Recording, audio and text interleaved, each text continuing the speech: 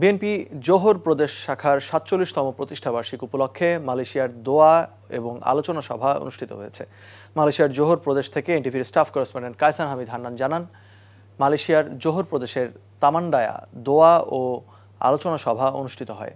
তামান্ডায়া আঞ্চলিক শাখা বিএনপির সভাপতি মোহাম্মদ রুবেলের সভাপতিত্বে সংগঠনটির সাধারণ সম্পাদক মোহাম্মদ মঞ্জুর মোর্শেদ ও জোহর প্রদেশ বিএনপির প্রচার ও প্রকাশনা সম্পাদক মোহাম্মদ রহমতুল্লাহর যৌথ সঞ্চালনায় প্রধান অতিথি হিসেবে উপস্থিত ছিলেন জোহর প্রদেশ বিএনপির সভাপতি মোহাম্মদ জয়নাল আবেদিন। বিশেষ অতিথি হিসেবে উপস্থিত ছিলেন জোহর প্রদেশ বিএনপির সহ সভাপতি মোহাম্মদ বাবলু, সাধারণ সম্পাদক এম এ মান্নান, সহ সাধারণ সম্পাদক মিজান চৌধুরী, মোহাম্মদ দেলোয়ার ও শফিকুল হাসান সহ প্রমুখ। অনুষ্ঠানে দলের প্রতিষ্ঠাতা প্রয়াত রাষ্ট্রপতি জিয়াউর রহমানের আত্মার মাগফিরাত কামনা এবং বিএনপি চেয়ারপারসন খালেদা জিয়ার দীর্ঘায়ু ও আশু রোগমুক্তি কামনা করে দোয়া ও মোনাজাত করা হয়। মোনাজাত পরিচালনা করেন জোহর প্রদেশ বাংলাদেশি মসজিদের ইমাম কারি মোহাম্মদ নুরুন নবী। সবশেষে দলের প্রতিষ্ঠাবার্ষিকীর কেক কাটা হয়।